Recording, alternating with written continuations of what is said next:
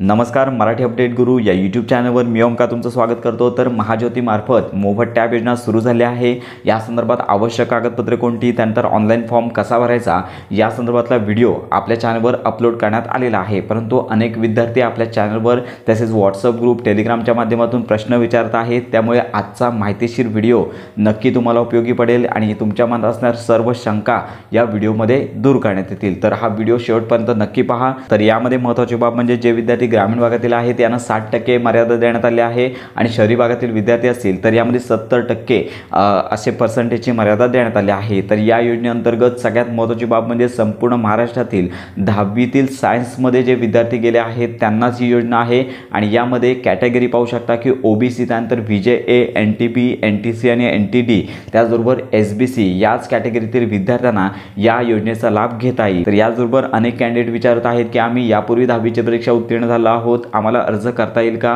तर या ऑनलाईन फॉर्ममध्ये फक्त 2024 10वीचं वर्ष दाखवत आहेत, त्यामुळे तुम्हाला अर्ज करता येणार नाही। यावर्षी उत्तीर्ण झाले विद्यार्थी फक्त अर्ज करू शकता। तर यानंतर कागदपत्रांसंदर्भात महत्त्वाची गोष्ट म्हणजे सर्वच कागदपत्रे तुम्हाला प्रॉपर स्कॅन करून अपलोड करायचे आहेत आणि यामध्ये पावती चालणार नाही आहे। ओरिजिनल डॉक्युमेंट तुम्हाला स्कॅन करून अपलोड करायचे आहेत। तर यामध्ये सगळ्यात महत्त्वाची बाब म्हणजे 11वीचं तुमचं बोनाफाईड सर्टिफिकेट आहे। यामध्ये विज्ञान शाखेमध्ये तुम्ही प्रवेश घेतला असाल याची नोंद पाहिजे, त्याचबरोबर तुम्हाला त्याची पावती देखील अपलोड करायची आहे। दोन्ही ठिकाणी तुमचं सायन्सची फॅकल्टी तुम्ही घेतलेली आहात, सायन्समध्ये प्रवेश घेतला असाल अशी नोंद असली पाहिजे। मागच्या वर्षी अनेक विद्यार्थ्यांच्या बोनाफाईडवरती आणि त्याचबरोबर जी पावती आहे त्यावरती उल्लेख नव्हता, त्यामुळे त्यांना अपात्र ठरवण्यात आलं होतं। त्यामुळे याची सर्व कॅन्डिडेटनी काळजी घ्यायची आहे आणि सगळे कागदपत्र, आधार कार्ड तुम्हाला दोन्ही बाजूचं अपलोड करायचं आहे, जेपीजी फॉर्मॅटमध्ये आणि क्लिअर डॉक्युमेंट तुम्हाला अपलोड करायचे आहेत। तर यामध्ये दुसरी महत्त्वाची बाब म्हणजेच अनेक कॅन्डिडेटना एक संभ्रम आहे की मी लवकरात लवकर अर्ज भरला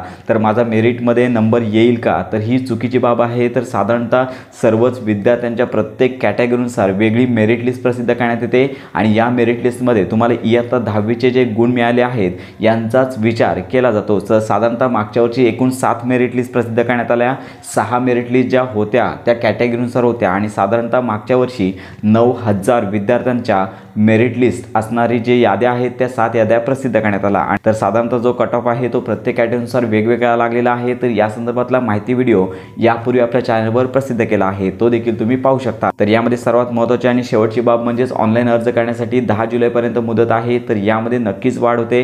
मागच्या वर्षी देखील ही मुदत 2 ते 3 महिने वाढवण्यात आली होती, परंतु विद्यार्थ्यांनी लवकरात लवकर ही कागदपत्रे गोळा करून सहसा अर्ज भरायचा आहे। अर्जामध्ये सर्व कागदपत्र ओरिजिनल स्कॅन करून तुम्हाला अपलोड करायचे आहेत। म्हणजे टॅब तुम्हाला लगेच मिळत नाही। तर साधारणतः सर्वप्रथम मेरिट लिस्ट प्रसिद्ध होते, मेरिट लिस्टमध्ये ज्यांचे नाव येईल त्यांनाच यामध्ये टॅब वितरण केलं जातं। तर साधारणतः पोस्टाच्या माध्यमातून हा टॅब तुम्हाला घरपोच किंवा तुमच्या जिल्ह्याच्या केंद्रावरती तुम्हाला हा दिला जातो। तर यासाठी तुमचं ओळखपत्र देखील मागवलं जातं। तर यामध्ये तुमचा मोबाईल नंबर आहे तो तुमचा चालू ठेवायचा आहे, बंद करायचा नाही। सगळे अपडेट तुम्हाला तुमच्या मोबाईल नंबरवरती देखील पाठवले जातात। तर अशा प्रकारे महाज्योती टॅब योजना आहे ती यावर्षी राबवण्यात येत आहे। जर महाज्योती टॅब योजनेसंदर्भात अजून काही शंका असतील तर आपल्या कमेंट बॉक्समध्ये नक्की कळवा, 100% मदत आमच्यामार्फत तुम्हाला केली जाईल। तर अशा प्रकारे महाज्योती टॅब योजनेसंदर्भात परिपूर्ण माहिती मिळवण्याकरता आणि या संदर्भातल्या जर पुढील अपडेट्स वेळोवेळी हव्या असतील तर आपल्या मराठी अपडेट गुरु या चॅनलला सबस्क्राईब नक्की करा।